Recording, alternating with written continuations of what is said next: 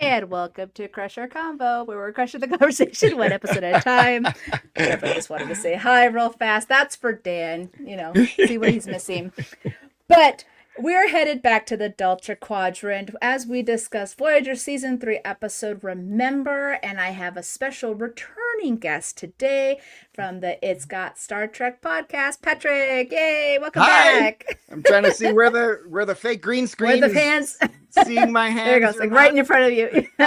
Jazz hands, is that it? Thank you very much, Jesse, for having me back.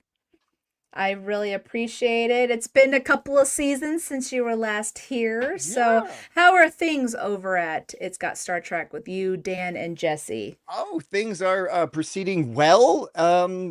Just doing the usual, covering old Star Trek when no new Star Trek is on, covering new Star Trek when new Star Trek is on, and just trying to have a fun time while we're doing it. The thing is when we set about making, we're like, we want to make a podcast, a new Star Trek podcast. We wanted to do something a little different. So we got 3 white men together and thought that would be, that's something the world really needed more of. 3 white guys who think they're funny. Their friends are like, you're so funny.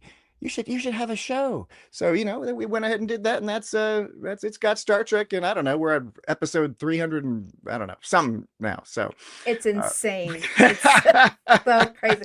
Here's the thing. Some people, anytime I'm all like, you guys got, if I recommend your podcast, I'm always all like, you guys got to listen. I was like, but beware. This is like 30 plus years of friendship. All over, just a heads up.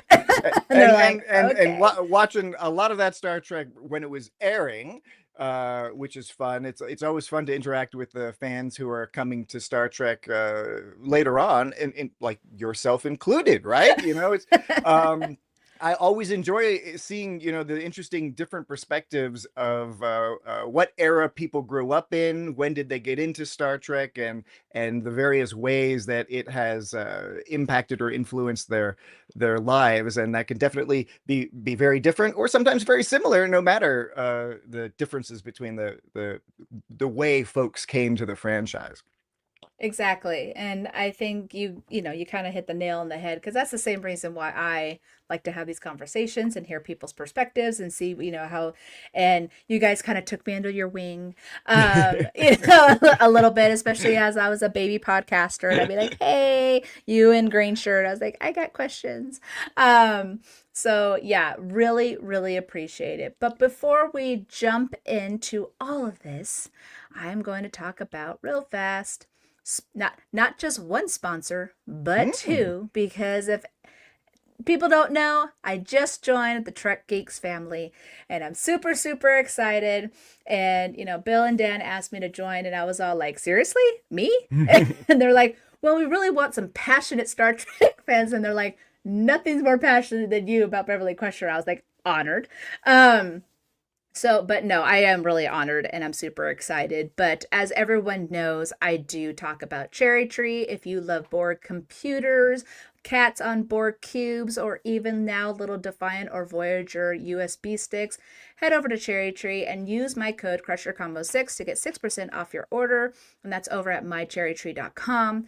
And of course, Trek Geeks is sponsored by Fanset. So if you want to head over there and get amazing pins that are full of character, use the code TrekGeeks and you can get 10% off of your order at fansets.com. And of course, follow them on the socials at Cherry Tree Incorporated and Fansets. So just wanted to mention that real fast. Of course, I gotta now take just a 5-second break because Beverly is now wanting to get out of the room. But while I take her out, because she's like, I'm over this. I always like to ask a different question. It's been a couple of seasons since you were last here, and the question this season is, what female character do you find inspiring? And now specifically to Star Trek, I presume. Yes. All right. And Well, don't think I'm ignoring you as I walk away oh, real fast. I I will be know. back. I understand. I'm a cat person, a cat dad as well. That's a great question. It is a very tricky question. One thing I've enjoyed about Star Trek, as well as it's part of why I also enjoy like Studio Ghibli films, for example. I've often been interested in female protagonists, strong female characters, and particularly, which is an issue in a lot of episodes, and perhaps even in the episode we're talking about tonight, is who are the people writing the stories that center on female experiences and perspectives. Um, and I don't know. I've been watching a lot of Deep Space Nine lately, so Kira comes to mind. Kira Nerys. When I was younger, I had a very strong infatuation with Jadzia Dax, but that's not quite the question you're answering. But and not and honestly, I'm not trying to suck up here. I think I've mentioned it before on your podcast that Beverly Crusher, in particular, growing up, because I started watching TNG in live on TV as it aired in season 3. That's about where I entered into there, watching it regularly, and I was always really impressed with Dr. Crusher, and her tenacity, problem solving, its professionalism, etc. While at the same time, I mean, she was a character that she wasn't just a doctor, right? She had other passions like theater and dancing. She was a good friend.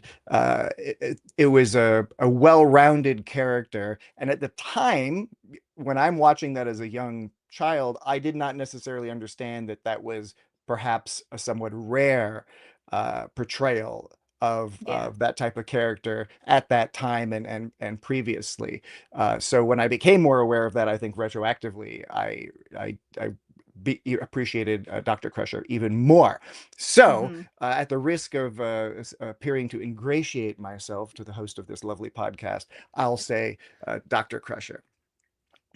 I mean, it's the perfect answer. You can't go wrong. Okay. However, I do agree about Jadzia and Kira, and there's a lot of amazing female characters, and we Yeah. even got amazing characters in Academy. And if anyone Oh comments yeah, on this thing, you will be absolutely. blocked. I'm just gonna say it right now. Oh, I Um, mean, I know we're talking about something else tonight, but I'm putting that in. I loved that shows, and much mhm. more that I even expected, and it was because of the strength of the performances and the writing and the characters that they chose. Really great Ab- stuff. Absolutely. Yeah, for sure. But like he was mentioning, we are talking about a very unique episode from Voyager, and it is called Remember. And so here is a clip from that episode. But I'm sure you can see as clearly as I can that some friends are less suitable than others. Like Dathan? Yes.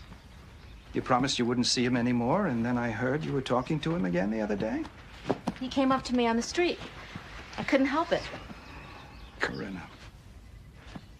Don't you see I am thinking of him as well as you? Now, you only encourage him this way, and that isn't very fair, is it? What isn't fair is that you treat him like everybody else. He's different. All right, so here are the stats of that episode. So the air date was October 9th, 1996. It was directed by Winrich Colby, teleplay by Lisa Klink, written by Brandon Braga and Joe Banoski, Mhm. and the in-universe date was, of course, excuse me, 50203.1 to 50211.4, which was in 2373. So All right, let's just get into it. I Mm. mean, what the hell's going on? What's happening here? I mean, at first you're like, all right, there's she's having some dreams about, Uh, but then when you're seeing her as a totally different character and you're like, what the heck? mhm. And even she's actually, what's hilarious is the audience's reaction is her reaction. She's like, Yeah. what the heck? So watching this episode, what are your thoughts like of how it began and everything and what you're like? Well, and you know, it goes back to that, you know, different perspectives depending on you know, how deep into the franchise you are, what your knowledge of the lore is, etc. I recall when this episode came on, I think people who have watched a lot of Star Trek, particularly TNG and previous Voyager, yeah, some of the mystery is undercut because it's sort of the whole thing is presented right there. It's like we're transporting a group of colorful telepathic people, and then some strange stuff is happening. You can kind of predict where it's going. Where I do give credit to the story, because I do think it's a little odd. It's an incredibly difficult and horrible topic. When you think about it, it's kind of like what would have happened if the Nazis had won. That's what it sort of seems like it's presented as. I thought Um, that. right? And that's an interesting thing, and I think they do some effective and interesting things with that kind of plot line. But maybe it was a little too heavy for what they were willing to put on screen. And then there is, I mean, I don't know. I think that's part of it, where it's like a really interesting idea using a sort of tropey sci-fi Star Trek thing so that we kind of can somewhat predict what's going to go on. However, at the same time, you know, they did some, you know, the imagining a person uh, giving up their lover to execution, even if they didn't fully understand that that was going to happen. That's pretty intense.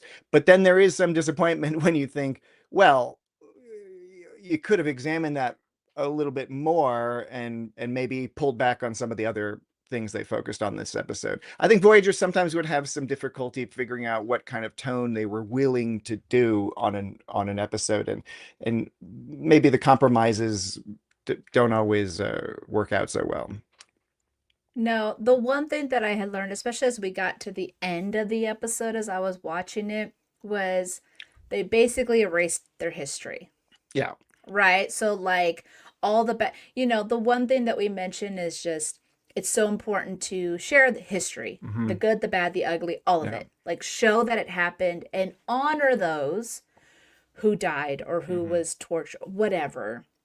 Because when you try to hide it, it's like those deaths or Hmm. anything bad that had happened was meaningless, Yeah. And right? you might repeat that same mistake, which is, of course, a message implied, at least, if maybe not. I mean, I guess it's directly stated in this episode, A little bit, but yeah. not as strongly I as you'd think, right? You'd think it's kind of the whole point of the episode, and just a little thing at the end, you it know? just and then it ended, Yeah. right? And that was kind of like really at the end, it was like, oh, now we're getting somewhere, and then Yeah, I know, credits, right? right?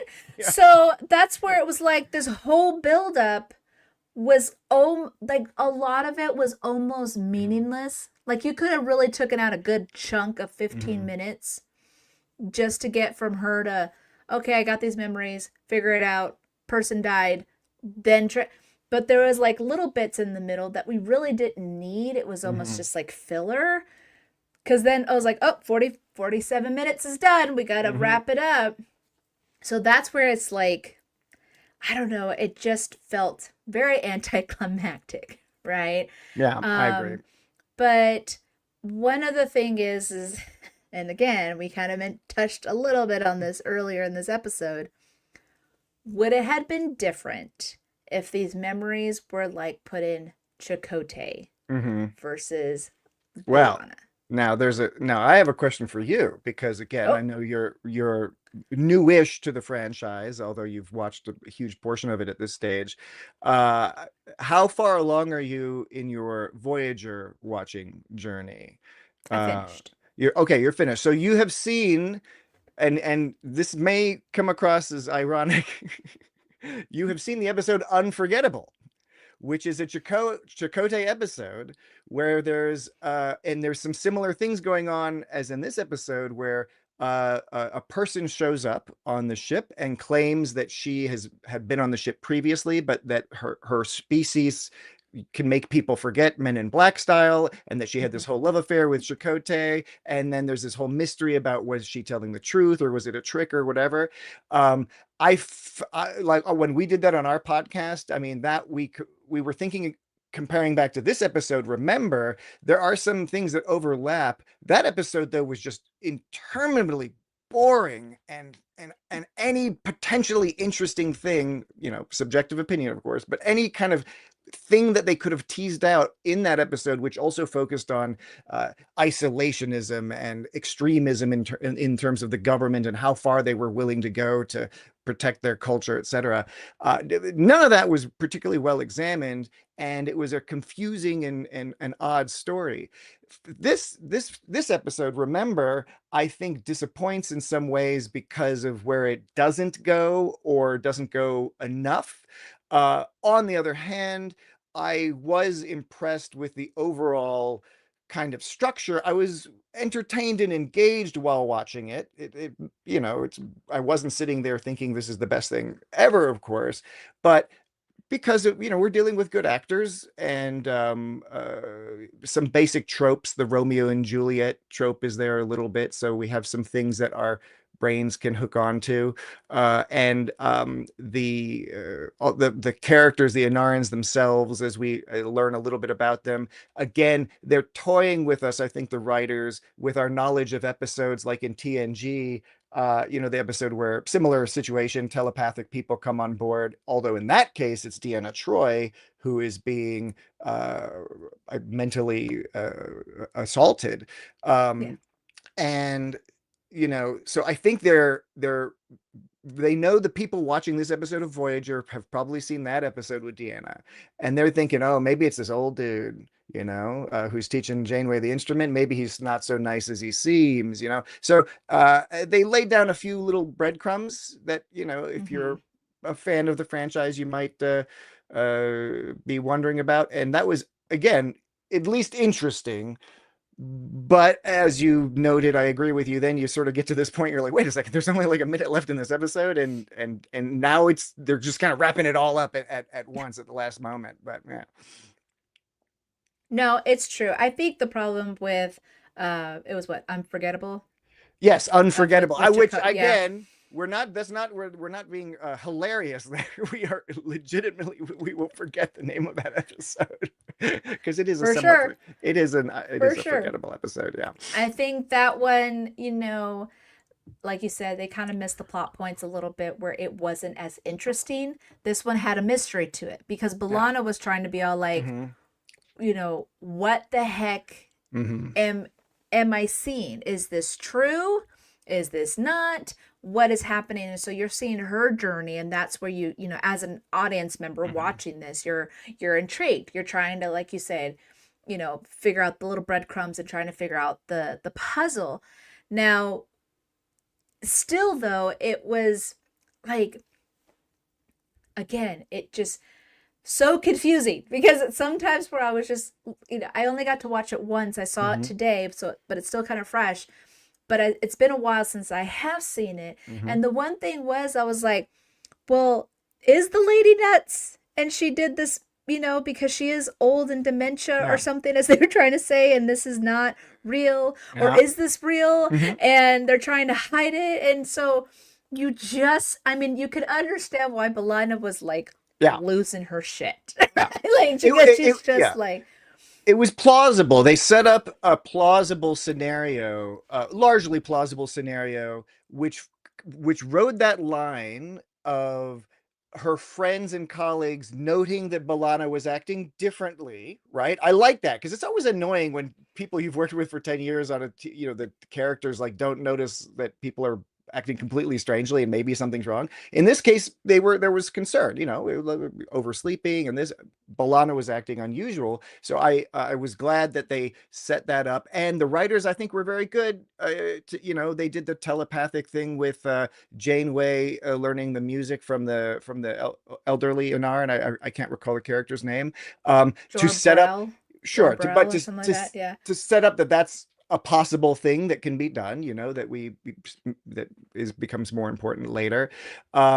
So they also, and part of this is the direction and the production design. They also made it so that you would also believe that the elderly man or some of these other people might have sinister intentions. I think, and unfortunately, I looked up his name. I forget the name of the actor who played the elderly the elder Inarin, but I thought he did a really good job of writing that line of charming, happy, trust.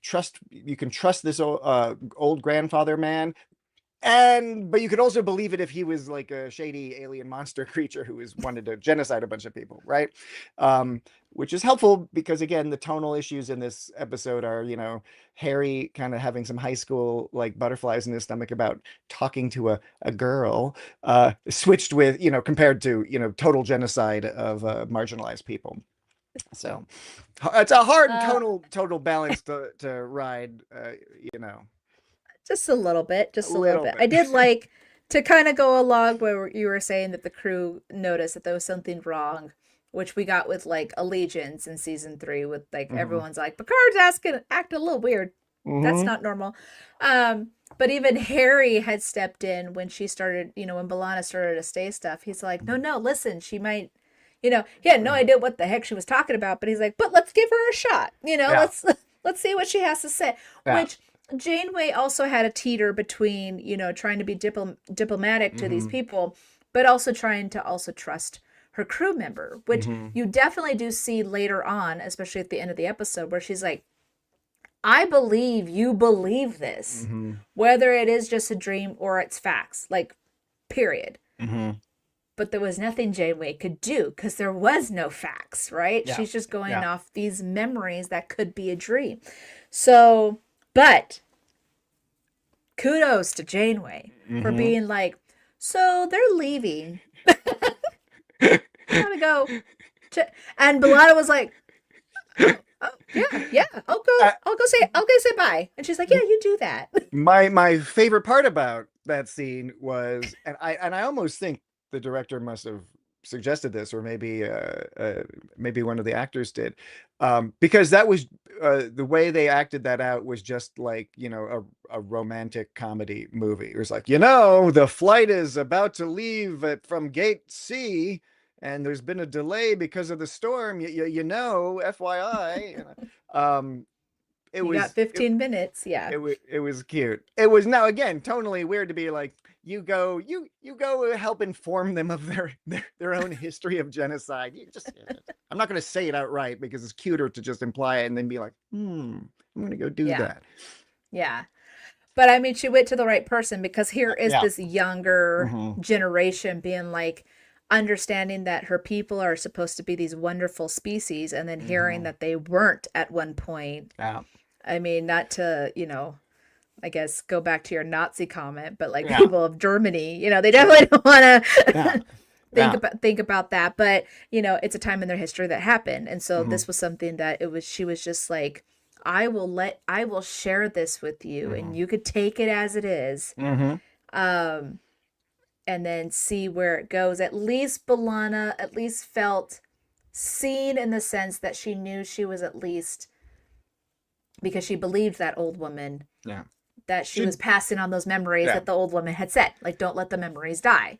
She was able to do something, because when you feel powerless against something so terrible, that produces obviously anxieties and stuff. It's something I think almost all of us, probably all of us, are familiar with in some sense. But anything that can, even if you don't have a guarantee that it's going to be helpful, she at least had the opportunity to do something that will plausibly help. Maybe not, but but there's an opportunity there. And it reminded me of what I thought was, they didn't draw a lot of attention to this scene, but I thought it was one of the most important parts of the episode, and one of the most sort of well written, and to me somewhat upsetting parts, was that flashback where they're giving the tour, right, of the old village, and they go to that gate where you know, I forget what was the name, the regressives, right? They kept The calling them the regressives, yeah. yeah. Hmm. And they give that little speech about how we keep this here to remember not to be like those dirty, horrible, diseased, dumb people who kill themselves. And there's that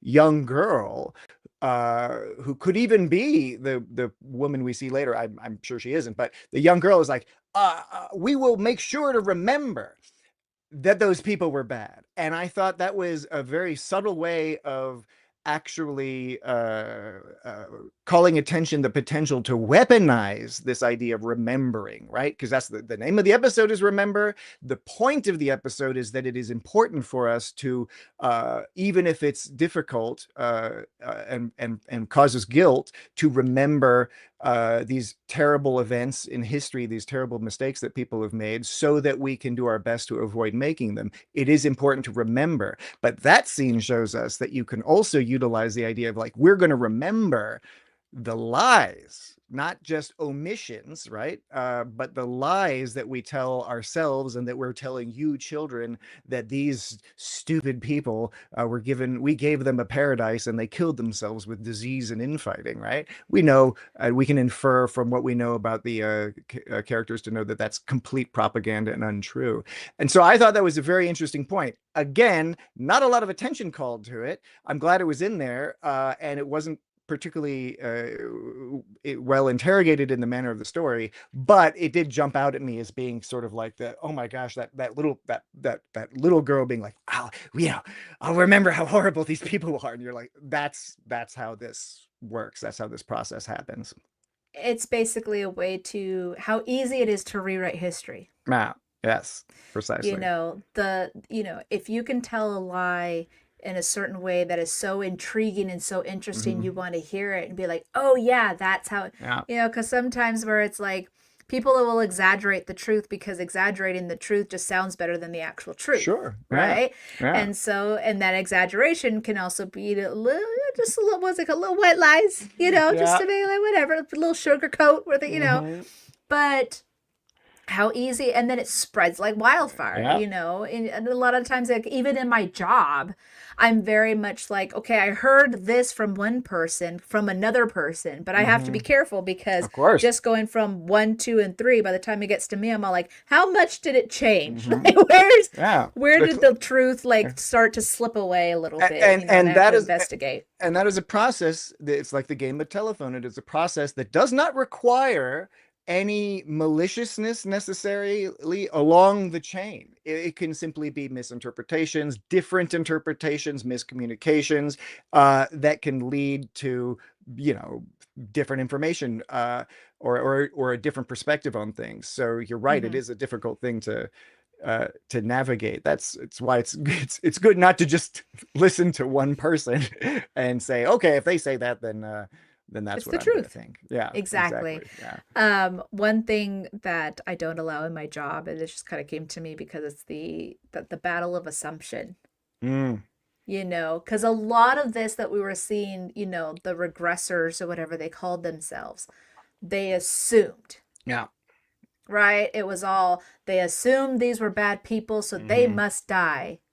And they assumed they were bad because of X, Y, and Z. And how easily just assuming and not knowing the truth can be so much harm, more harm than good.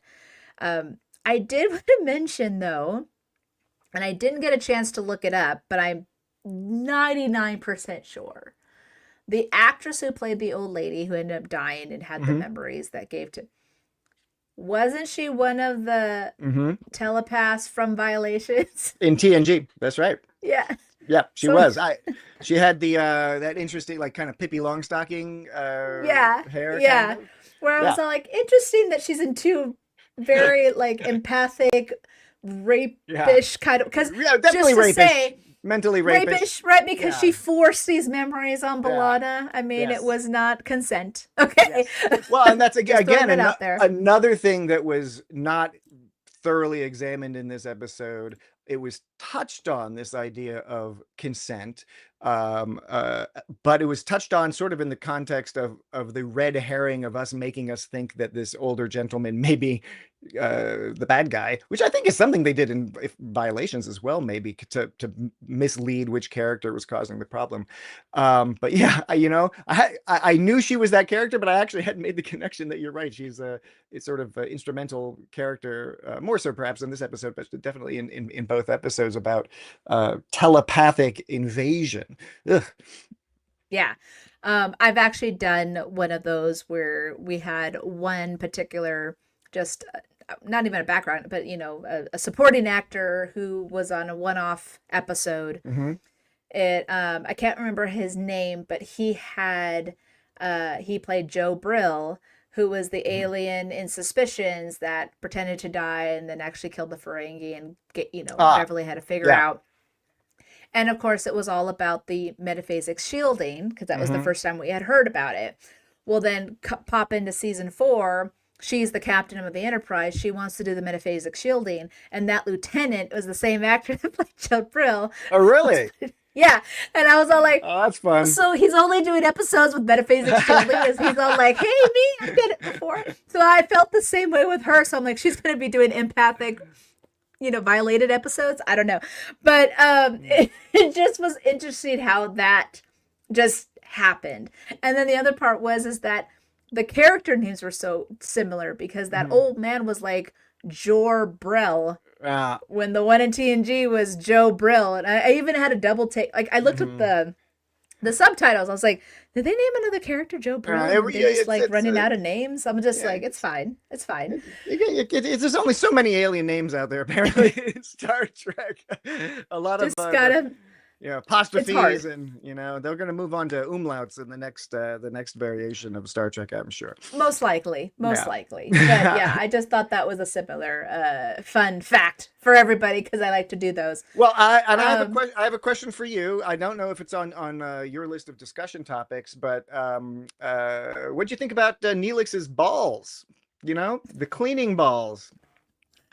He was a little too happy. the Benoit balls that he was like, it was Chakotay he was talking to, right? He's like, you just put the ball, you put them in your hand, you just roll them around a little bit, and your hands are clean. And I was like, what is going on here? Here's the thing, bless the actor's heart for who plays Neelix. The thing is that there's a reason why people just were annoyed by the character. It's because of those kind of moments. Yeah. Like, I don't know what they were trying to go with when it came to him, and granted, there are some great Neelix episodes. Absolutely, yeah. Absolutely. Ethan Phillips is great. Like, the actor, and we talk about this on our podcast all the time. We often refer to Neelix as a space creep.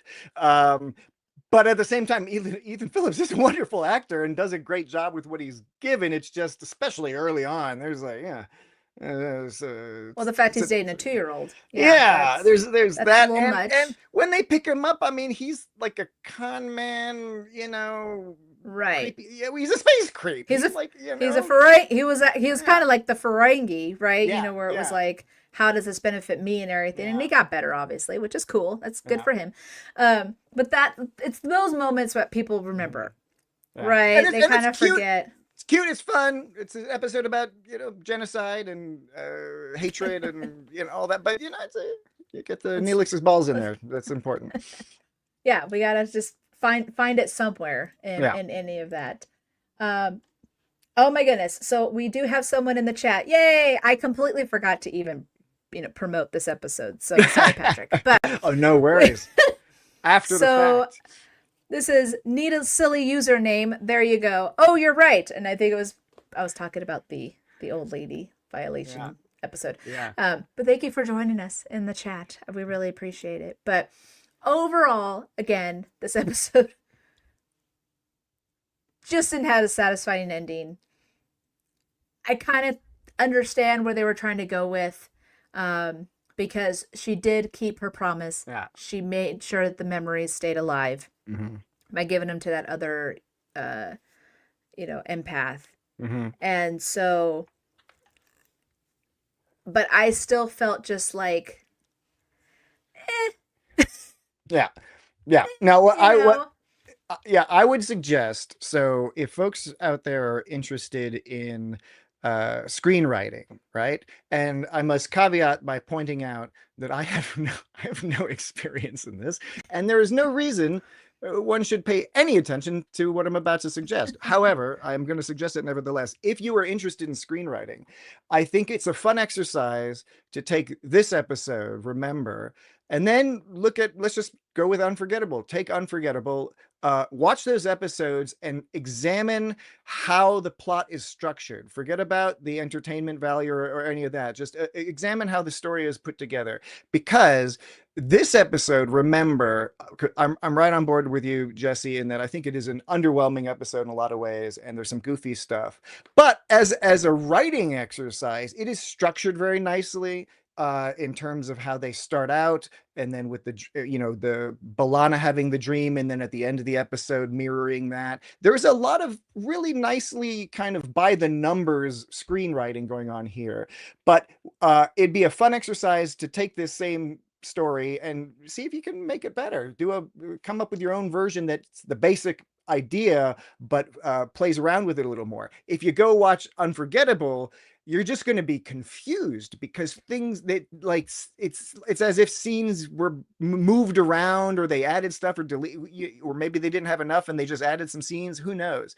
But yeah, I would say that's one positive thing I think that you can say about this episode, that it is even if it's a bit by the numbers in some ways, it is well structured. yeah. Yeah, no, I agree with that. I think the ending is an interesting ending in the sense of like, okay, she passed it on, and like you said, that mirroring the beginning and the end, the book ending it Yeah. basically. I just think I was a little bit more underwhelmed in the sense that I won't know what's going to happen. But I Yeah. guess a lot of Star Trek episodes that happens. Like it's And not like it's especially not. Voyager. I mean, Voyager by Yeah. definition is like, see ya. We have a long way to go. So we will see you all. Well, we won't see you later. That's the We point. won't see you later. Yeah, never again. In TNG or TOS, there was at least the possibility that it might go back, right? Yeah. So yeah, Voyager is like, no, we're, You're we're like, outie. we're gone. Peace out. No, for sure. Good luck with whatever nonsense we just did, good or bad. There's not going to be a Lower Decks follow-up on this particular story. It's too far out. No, in the there middle will of be a nowhere. lower decks follow up. It will be in their history class, and they're going to learn something from it Yeah, and write a yeah, paper about it. yeah. Boimler That's will is. right. Yeah. But let's see what our listeners thought of the episode with the tricorder rating. By tricorder. Again, I don't think this is a favorite. I got one vote. And here's the thing, I promoted this. One vote. So I had 5 terraforming, 4 citizens award, 3 regressives, 2 negotiations, and 1 secret. Mhm. And that one vote was for citizenship awards. Yeah. Where are you on this list? I probably put it at a 3 for me. It's a middling episode, but it's not in any way kind of a terrible or frustrating episode. Sometimes you have episodes where there's such a great idea and they mishandle it that it's annoying, and you're frustrated that they just didn't get that across. Here, there wasn't as much of that frustration. It was more kind of like, okay, well, you could have made a few different choices and made a slightly more interesting story here, but I was not unengaged during it, and I do think it has a few fascinating, interesting, important ideas, messages. A little sad that it didn't go into them as deeply, but I can imagine people watching this episode and taking away a useful life lesson. And so for me, that elevates it above some stories that, and I'll use, again, sorry to beat up on Unforgettable. I didn't understand the point of the episode. There didn't seem to be any sort of moral or philosophical dilemma or anything. It just seemed to be some like weird thing that they went through. This one at least has some story to it. It's not an incoherent. There's a coherent I thinking about the importance of not erasing history, right? Good Very true. idea there. Yeah. Yeah, very true. I kind of teetered between 2 and 3, just because some moments are great, and then some I'm like, I don't know. So I'm gonna do a 2.5. I'm the host of this podcast. I can do whatever I want. You can do whatever you want. But I can do whatever I want. So it's gonna be 2.5 regressive negotiations. All right. There Sounds we go. Good. Because again, you made a good point. It's a good message of saying, like, don't erase history, right? Everyone needs to know, even our dark past and things that happen. Don't erase it. And it's not by the way, look, we know that's not an original point, but it's kind of one of the points that's helpful to keep making in different contexts, right? Because we need to keep remembering. We need to remember the point, right? We need to remember the point. Yeah. So, but I think just the way it was handled, like I said, there was just certain things I'm like, did we really need that? These certain scenes, like, I felt like the ending, it was just abruptly cut off, that I felt like it needed more fulfilling ending. And so that's where I've been teetering. Probably more closer to the 3 than I am the 2, but I will put out a 2.5. But not a horrible episode, just not a favorite. So I guess we'll see how that goes. But let's now see what my next episode is going to be with the Sick Bay Spitter.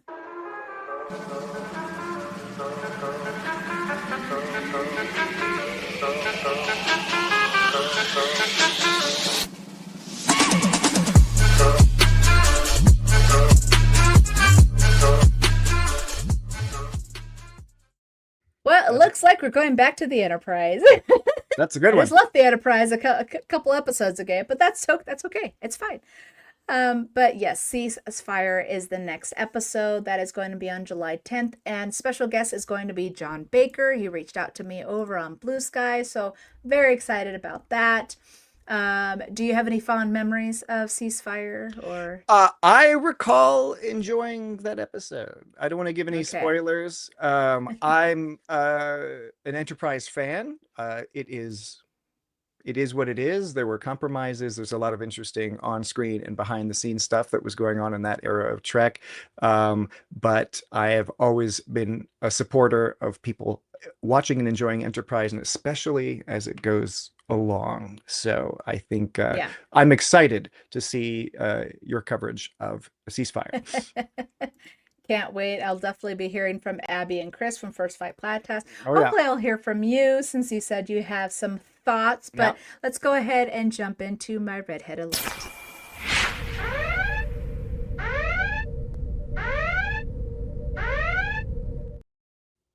All right, guys, don't forget about my giveaway. Once I reach 1,000 followers on Instagram and 1,000 subscribers on YouTube, I'll be giving away an autographed photo from Gates McFadden to one lucky listener. If you're enjoying my content, please help spread the word by sharing it with your friends. Every share brings me one step closer to reaching my goal. And of course, I'd love to hear your thoughts. Submit your penny by recording a 60 to 90 second audio clip at crusherconvo.com, or email your thoughts to crusherconvo@gmail.com, or you may DM me or comment on Threads or Blue Sky. I'd love to hear from you. I may feature your penny and share it live on the show. And my Patreon shoutouts go to Leslie, Dave, Grayson, and Elisa, who are my Commander patrons, Chuck, Engineer Mark, and Johannes Borg, who are my Admiral patrons. If you would like to support the podcast and enjoy exclusive extra content, just head over to patreon.com/crusherconvo, and you can sign up for as low as $3 a month. All right, Patrick, thank you so much for joining me tonight. Please let the listeners know where they could find you. Great. No, and thank you for inviting me. You can find us wherever the finest and not so fine podcasts are distributed. It's got Star Trek. Just search for that. YouTube, all the podcast stuff, or itsgotstartrek.com. That'll get you to our website. And feedback at itsgotstartrek.com is the email if you want to email us. And finally, at It's God Star Trek on the social medias, most of them. Try to keep it simple. Would love to have people reach out and give us a listen if you like. We've had Jesse on a couple times, right? And look forward to having Jesse on again sometime very soon. So thank you again for letting me join you to talk about Remember. I know. An episode that rates somewhere between 2.5 and 3, according to two of the main Star Trek authorities on the internet, you and I, Jesse. I mean, we do our best. It's fine. That's right. You got to shoot for the stars, right? Shooting for the stars. Here's the thing, though. I will say that I think the very first episode you had me on your show, wasn't it? Was that Masterpiece Society? It may have. I can't remember. It may have been. I can't remember. It was either that one or it was one of the episodes that I hated so much, and I was all like, "You did this on purpose." Yeah, which I don't think we did, but nevertheless delighted in, because sometimes it's the rage can be so fun. It's true. The rage was full. All fours. You've got your randomizer to help you select an episode. We do the same thing. Dan, my co-host Dan, has created an algorithm, and part of the fun of that is that you see some random stuff. Although sometimes you get an episode where it's like so like banal that you're like, what are we going to talk about for this whole episode? Yeah. I mean, you guys figure it out. Again, 30 years of friend, like you do. Yeah. You try. I mean, Look, you do as your I best. often say, they can't all be winners, but we do try our best. It's all Trek, right? It is absolutely. I'm about to go down to the basement studio and record an episode on Deep Space Nine's Fascination. So that'll be coming out this Monday. Should be a fun episode. Loxana Troy, Love Potion, Romeo and Juliet, Shakespeare, all sorts of good stuff on that one. So that's something to look out for. This is going to be hilarious. Yeah. I'm already knowing Dan's going to be frustrated. Jesse's going to say something so sarcastic in the background that it takes you 5 minutes to realize, did he just say that? And then oh my gosh, guys, you have to check them out. Definitely check them out. Thank you so much. I appreciate that, Jesse. Yeah, thanks. Yes, absolutely. So anyways, guys, thank you so much. And as always, live long and prosper. Bye.